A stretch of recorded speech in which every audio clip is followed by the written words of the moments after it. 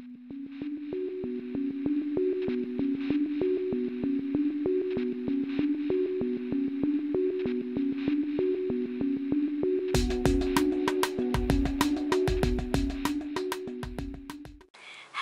there, ladies and gentlemen. My name is Emily Sophia, and I'm going to be breaking down for you, the listener / watcher, the latest and greatest episode of the A&E original series Bates Motel. So, I shall warn you that there will be spoilers in this review for those of you who are not yet caught up on the episode, and I also have to kind of keep my volume voice-wise on the down low because it is a little past 11 Pacific Standard Time as I film this, and you know, people are in bed all around me and the walls are thin, so I hope that you guys will still be able to hear me well, you know, crank that audio. I apologize for the quietness.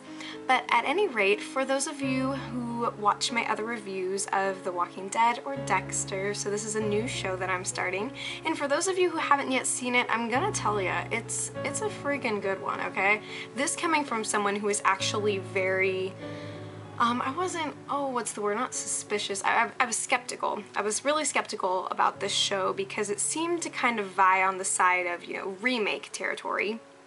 I don't even have to put a quote-unquote there, because, you know, it's derived from the original Alfred Hitchcock smash hit horror film Psycho, and of course, you know, I'm always wary of those projects, you know, films, TV shows, whatever, that try to just write off the success of some smash hit classic. It's just never a good idea. But the thing about Bates Motel is that it's really a fresh reincarnation and reimagining of the background and the events leading up to the Psycho story, and it'll be interesting to, you know, see just how close the show gets to that point in time in Norman's life. And as a huge fan of the Showtime series Dexter, which also follows the life of, well, spoiler alert, a serial killer,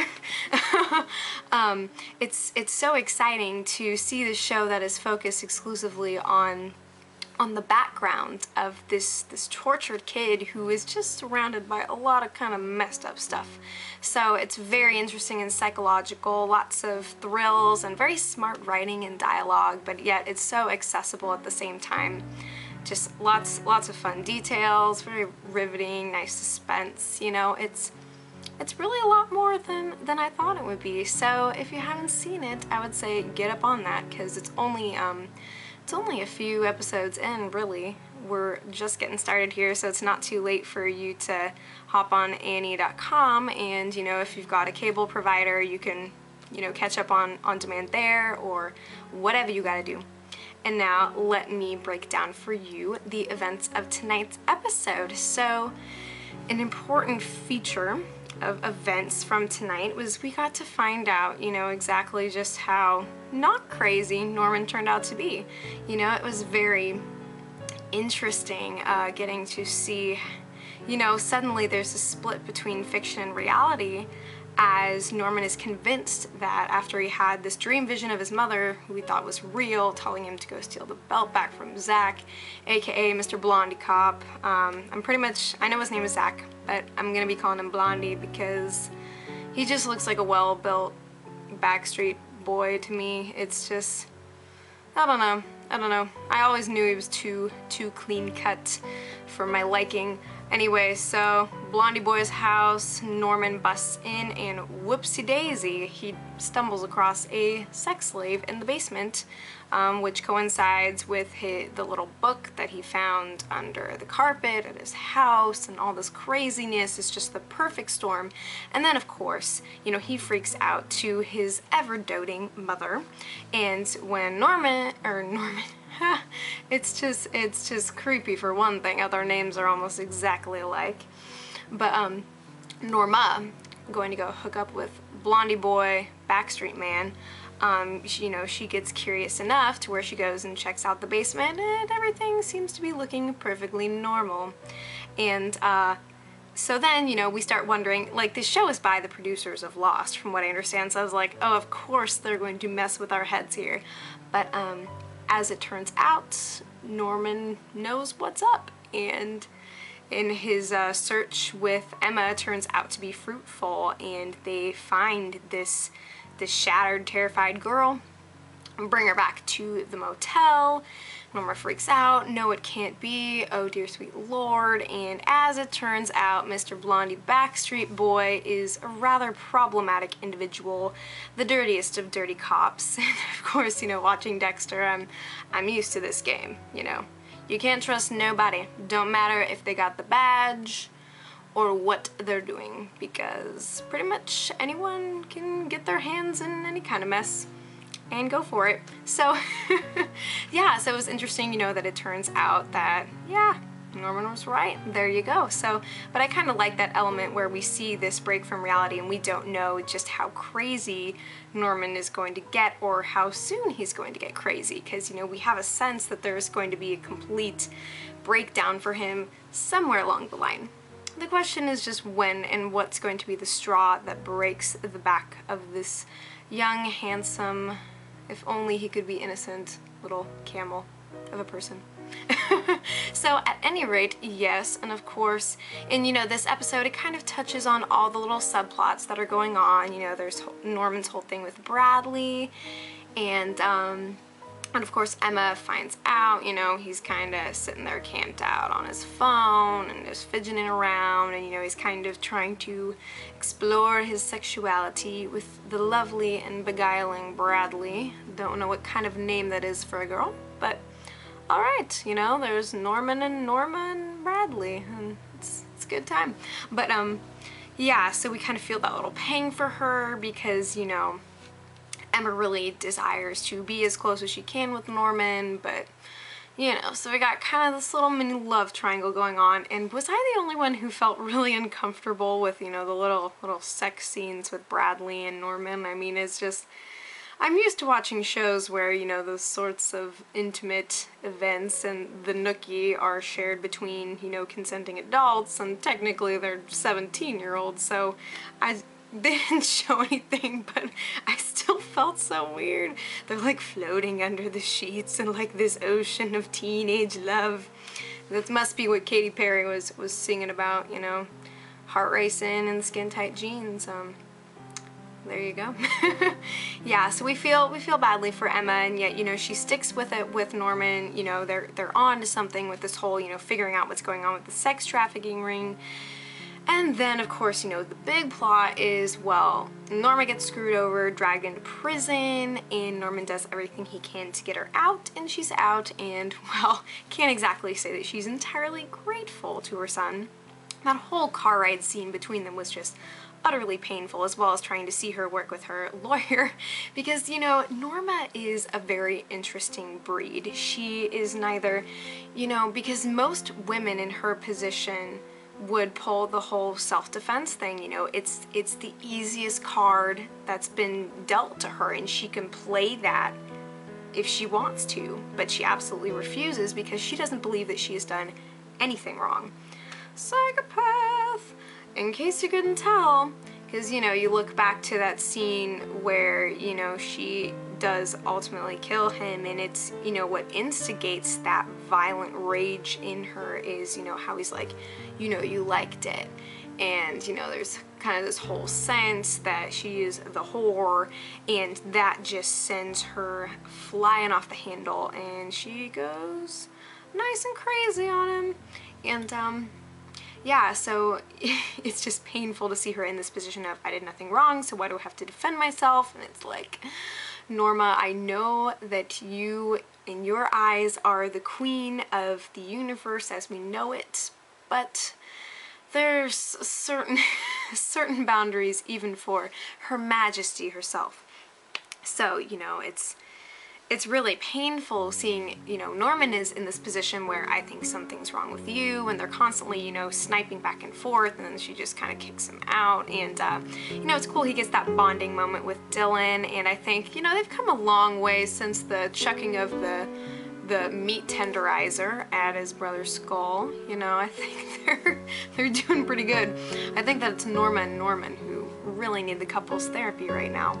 But yeah, so Dylan rushes in the nick of time, and you know, takes him on a lovely little bike ride, and we get to see, you know, Norman legitimately enjoying himself and experiencing some freedom. But still, when Dylan presents to him the idea of, you know, hey, I'm gonna get my own place, you should come with me because let's skedaddle before things get even more wild than they already have been. But then we see that defensiveness and commitment to his mother flaring up in Norman again, and that's going to definitely be a huge driving theme of the show, is this messed up freaking Oedipal relationship going on, just all the psychological fun. There's a lot to pay attention to, you know, especially pay attention to the different questions that Norma asks people, especially women.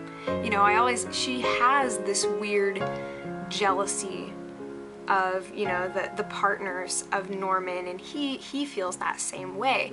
On a conscious level, it's because, well, you know, Mr. Blondie Cop is not exactly the most upstanding of individuals, and he senses that, but then the thing that drives him crazy is the things that Norma is being forced to do, and he feels, you know, that she is never in a consensual relationship. It's as though subconsciously, you know, he feels like he could provide that. I'm not saying sexually, although you gotta wonder just how far the show's gonna go. You really do. We'll see how bold the writers get there, but you know, we've already had the scene where, you know, mom's is getting ready for her hot date, like, oh, hey son, like, how's this shirt look? Oh, how about this one? You know, just those weird things. And then, of course, Norma freaks out, you know, when it's like, you're out getting laid while I'm, like, having a terrible time, like, you know, so there's that constant sexual tension. I'm just throwing that out there just to make things even more uncomfortable than they probably already were. At any rate, so now we see Dylan is compromised, so actually, you know, Norman is the only person who hasn't yet killed anybody, from what I understand. You know, being the little, you know, sort of growing sociopath he is, I don't know if he's, like, killed any animals or taking out any frustrations of any kind, you know, aside from him just being socially awkward and hanging on to the belt of the guy that Norma killed. But yeah, so he's, you know, we've got the scoreboards and we've got at least one down for Norma. You know, I'm still not certain about the father in question from the first episode. And then, of course, Dylan, you know, makes a revenge kill on the guy who shot his Asian brother in the neck. That escalated quickly, I gotta say. Broad daylight shooting in a small coastal town. That ain't the kind of stuff that usually unfolds. I would kind of know. I have a family that lives down in Newport, actually, and so I'm on the coast a lot, which makes this, you know, all the more creepy and, you know, just kind of surreal for me. But, yeah, so I feel so badly for him. You know, for those of you who have seen The Walking Dead, his character kind of reminds me ever so slightly of Daryl Dixon, you know, and at first we start off as kind of skeptical of this brother figure coming in, and we're just not exactly sure how that's all going to pan out, but as it turns out, you know, he's really trying to have a positive influence on Norman. He's trying to get Norman away from the whole mother, and you know, actually when Norma and Norman are in the Bates Mobile together, you know, heading back from the lawyers, he straight up says, like, you're being unreasonable, Mom. You know, I kind of pay attention to that stuff. Like, we see that it's not the, oh, mother dearest, it's Mom, what are you doing? And so we see that there's kind of that split, and I think that on some level that resonates with Norma, that she's not receiving that doting, mommy dear kind of term of endearment that Norman is always extending to her in their weird sort of connection. But yeah, so I'm worried about that guy. I truly am. We'll have to see, you know, just what happens with him, and, you know, how he's going to act around Norman, especially after what Norman told him about what Norma did, and it gets messy, you know. I think the Bates and the Morgans, you know, from Dexter, I think they'd get along pretty well. But yeah, so much more that I could say. What did you guys think of the episode? Was it satisfying to you? Are you excited for what's to come? Be sure to let me know in the comments and all that stuff. I always respond to comments, even if it takes a few days or like a week max. I really like to know what you guys think and to have conversations with you about this stuff. So yeah, so I really enjoy the writing of the show. I enjoy the way that the characters are portrayed. You know, there's a much more organic feeling to the show than I thought there would be, even though living in a coastal town, somehow everyone has freaking awesome hair and wears high heels, which is not realistic at all. But I digress. Yeah, very exciting episode. I think that things are developing nicely, and I'm, you know, looking forward to seeing, you know, what exactly the end game of this season is going to be. And yeah, very, very cool stuff. I really like the character of Norman. I think that he's played very well. And of course I just discovered that the main actor is British. You know, it's kind of like Andrew Lincoln coming onto The Walking Dead.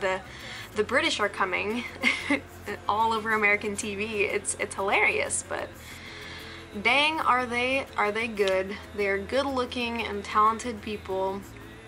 I'm quite jealous. But yeah, I think that he really portrays the nature of that budding sociopath very well.